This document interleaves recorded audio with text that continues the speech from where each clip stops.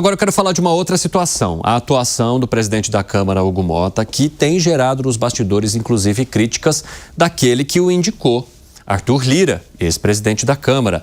André Anelli, Arthur Lira não anda concordando muito com as decisões que são tomadas por Hugo Motta recentemente? Pois é, Evandro, publicamente não há nenhum tipo de manifestação do ex-presidente da Câmara dos Deputados, Arthur Lira, em relação à atuação de Hugo Motta, mas todas essas insatisfações que você mencionou têm sido colocadas principalmente a interlocutores, a pessoas mais próximas, então, do próprio ex-presidente da Câmara.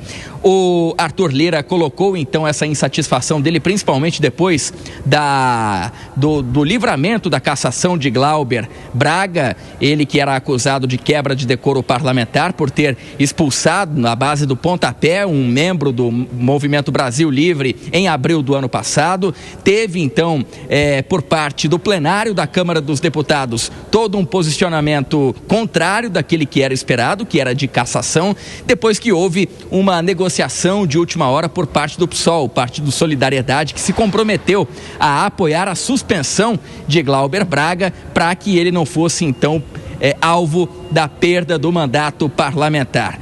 Na avaliação de Arthur Lira, avaliação essa interna, feita a interlocutores, se a votação de Glauber Braga acontecesse durante a gestão dele, Glauber teria sido cassado com mais de 400 votos, ou seja, com ampla maioria em relação aos 257, que era o mínimo necessário, a metade mais um, então, de todo o plenário da Câmara dos Deputados. Além disso, houve também uma manifestação de Arthur Lira de insatisfação no sentido de toda a confusão que foi provocada com Glauber Braga horas antes, ocupando indevidamente a cadeira da presidência da Câmara dos Deputados. Houve em agosto um ato semelhante, uma espécie de motim com a oposição ao governo federal, praticando um ato muito parecido com aquele que Glauber Braga praticou meses depois, só que no caso da oposição foram 45 horas de ocupação essa que levou um fim logo depois de uma negociação de Hugo Motta com os integrantes da oposição.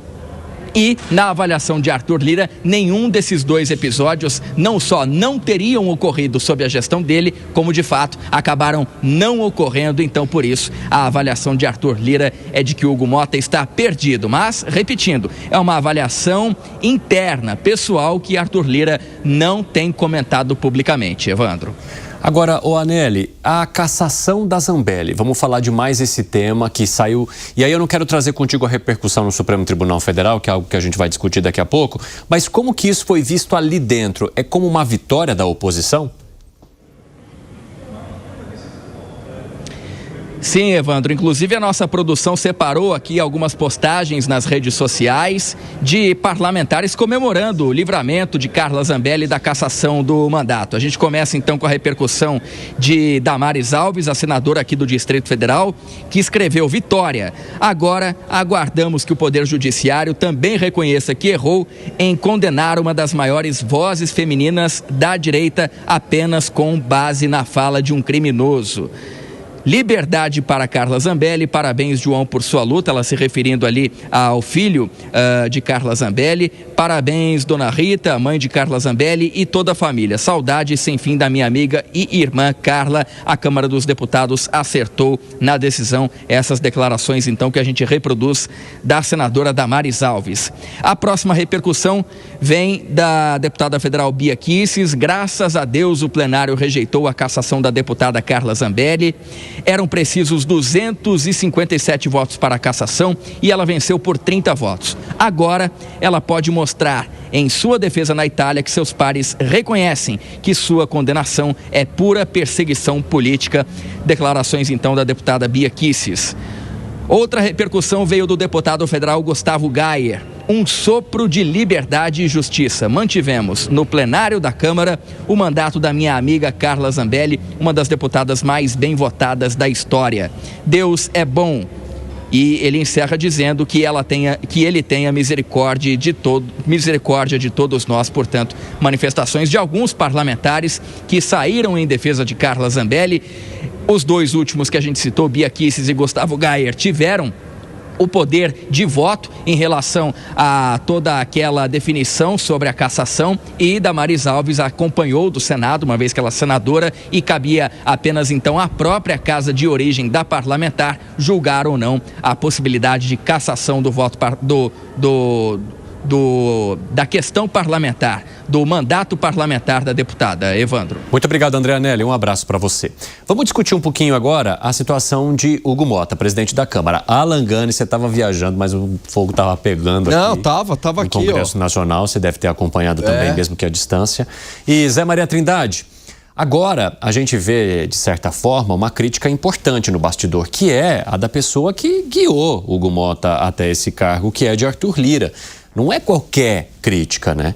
E há no bastidor também uma fala ali, eu achei que o Bruno Musa estava passando pente no cabelo. Eu falei, olha, penteando um lindo cabelo ali, ao vivo aqui no nosso 3 em 1.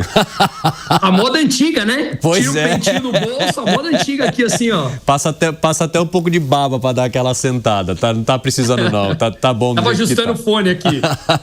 Ô Zé Maria Trindade, e aí vem Arthur Lira e diz o seguinte também ali nos bastidores, olha... Essa suspensão do Glauber Braga é uma derrota para Hugo Mota.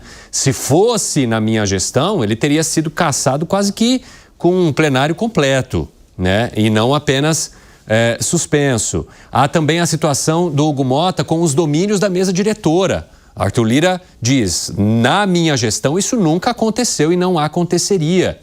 Até porque Arthur Lira também diz que atuava muito nos bastidores, fazendo a articulação necessária para que a hora que a votação chegasse, todo mundo estivesse no lugar marcado.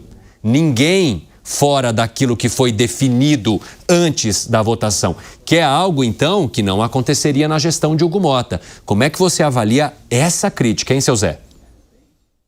Pois é, ele falou que a Câmara está uma esculhambação. Isso é um termo lá do Nordeste que diz o seguinte, o negócio está meio confuso, né? E essa é uma visão que eu vi ali de várias pessoas. Eu disse aqui ontem que ele perdeu o controle da Câmara dos Deputados.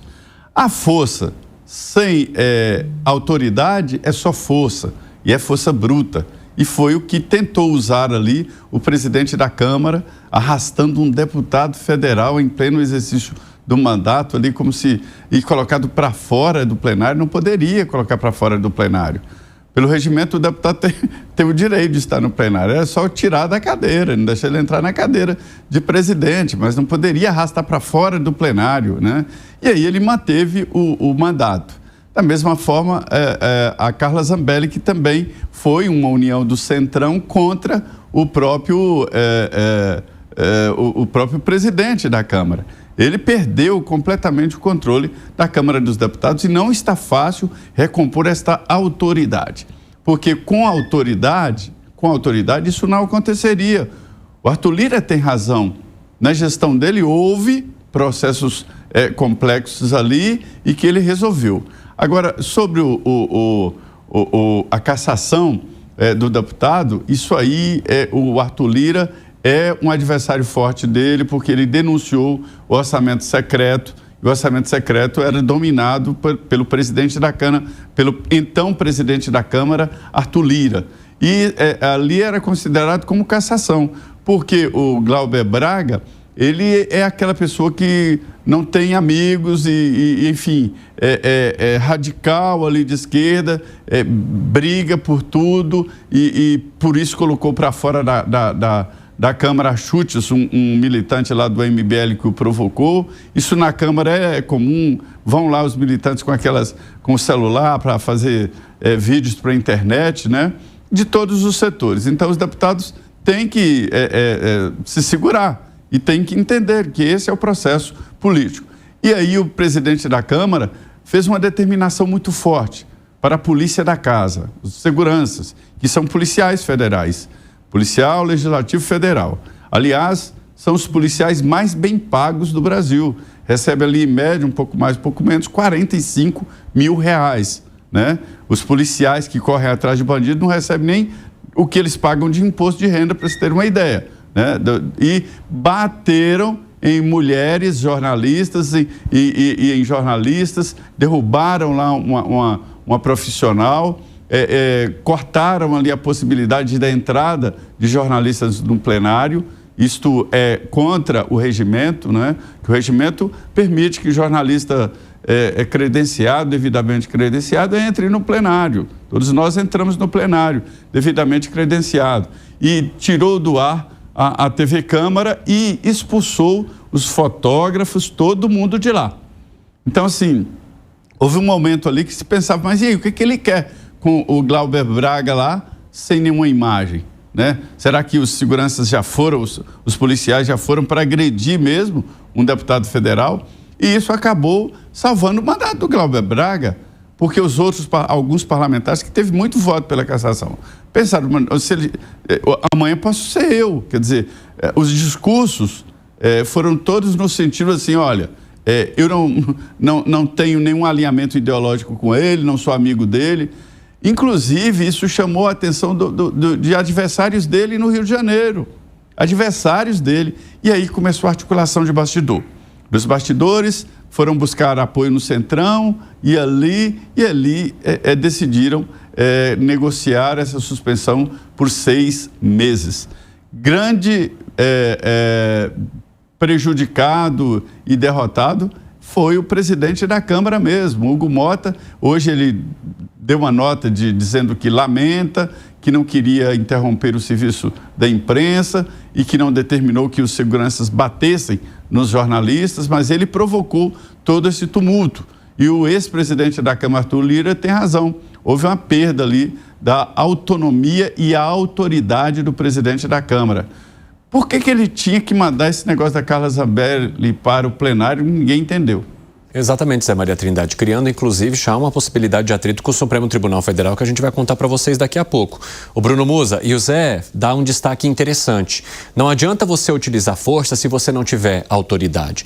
Então, embora a assessoria de imprensa depois do presidente da Câmara, Hugo Mota, tenha tentado passar um paninho para ele na imprensa após as críticas que foram feitas com razão por todos os jornalistas que foram retirados, inclusive do plenário ali, como menciona o Zé Maria Trindade, embora eles tenham tentado explicar, todo mundo sabe que foi uma decisão do presidente da Câmara, Hugo Mota. Se o presidente da Câmara, Hugo Mota, manda, aqueles que estão ali ao seu redor e as equipes vão lá e obedecem. E vimos aquelas situações lamentáveis. Bruno Musa, eu quero saber como é que você avalia agora o quanto isso expõe a falta de autoridade e o excesso de uso de força do presidente da Câmara. Isso expõe e vem sendo exposto ao longo dos últimos tempos, né, Evandro? Não é só esse. Bruno Musa, calma. Eu chamei você de maneira séria, eles colocaram esse pente aí. Esse pente dos anos 60. Vou colocar no bolso aqui, ó. Põe no bolso, meu amigo, e aí de vez em quando você tira para dar aquela ajustada na lateral do cabelo. Ó, eu vou falar para você, para fazer uma arte para jogar no telão é um sacrifício, viu? Agora, para botar um pendinho desse no momento aí que o pessoal tá querendo falar coisa séria, vocês viram que é rapidão. Então entendam as prioridades aqui do nosso 3 em 1. Vai lá, Bruno Musa, pode seguir. Você lembra daquele pentinho redondo que ficava preso aqui no dedo? Passava assim, ó. Esse era até melhor ainda. A gente vai mandar um desse para você, meu amigo. Vamos lá.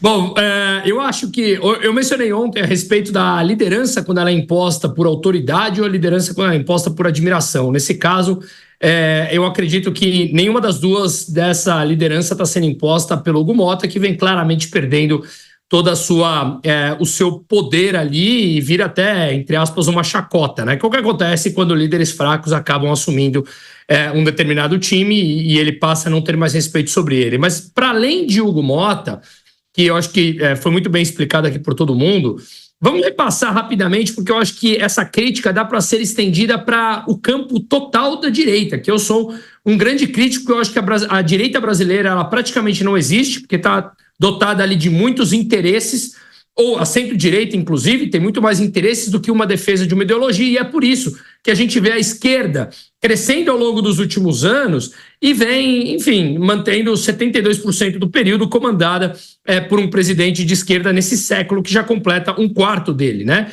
Vamos lembrar aqui, falar da Zambelli rapidamente e do Glauber. Ela foi condenada pelo STF há 10 anos e a perda do seu mandato. Porém, a perda do mandato é prerrogativa da Câmara dos Deputados. Já vou chegar nessa crítica.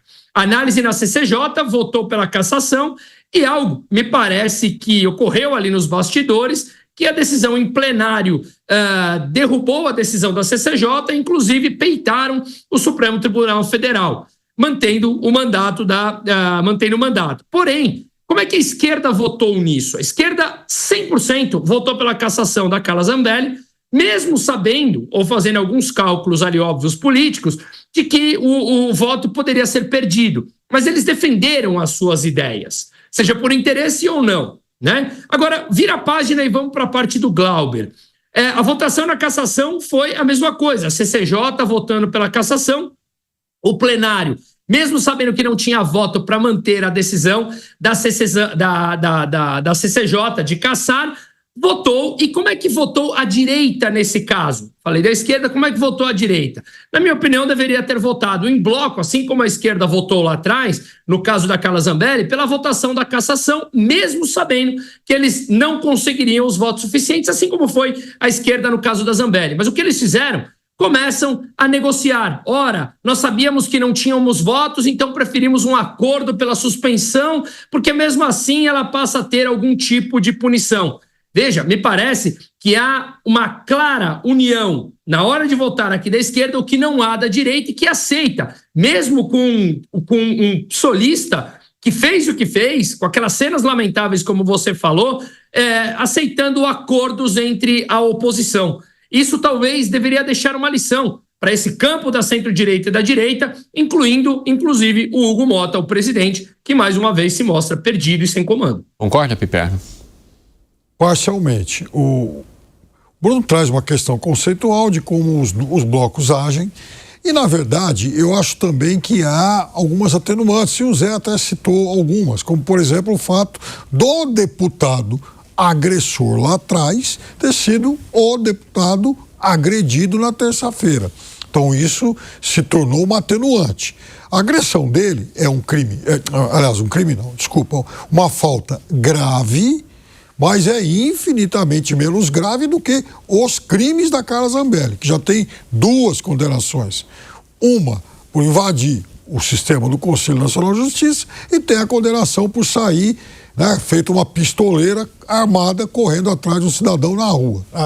Não é bem o trabalho de um parlamentar. Agora, eu suspeito que essa reviravolta no caso do deputado Glauber talvez tenha alguma relação com os processos que ainda correm contra os outros 3, Marcelo Van Hatten, Polon e também o Zé Trovão, que sentaram, que tomaram posse, feito poceiros lá da mesa diretora da Câmara em agosto. Porque esses processos, eles não foram concluídos. O Glauber Braga ficou só um pouquinho lá, Não, óbvio que ele não deveria ter ficado nem um segundo.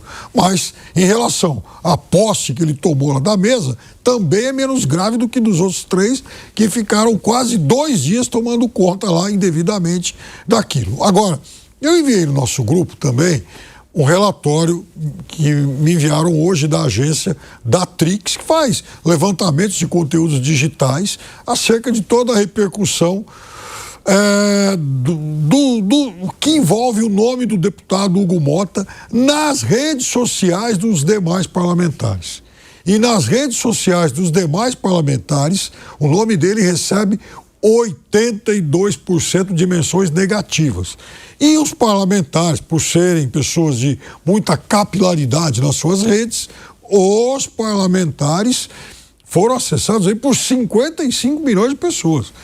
Todo mundo, de alguma forma, tomou conhecimento das infelizes decisões desse péssimo presidente que é pequena, como jamais foi visto em tempos de regime democrático, a Câmara dos Deputados. Isso está expondo, assim, uma fraqueza de autoridade gigantesca, né, Alan Gani? Exatamente, Evandro. Ele não tem liderança. Ele tem o poder, porque ele é o presidente da Câmara dos Deputados, mas sem liderança.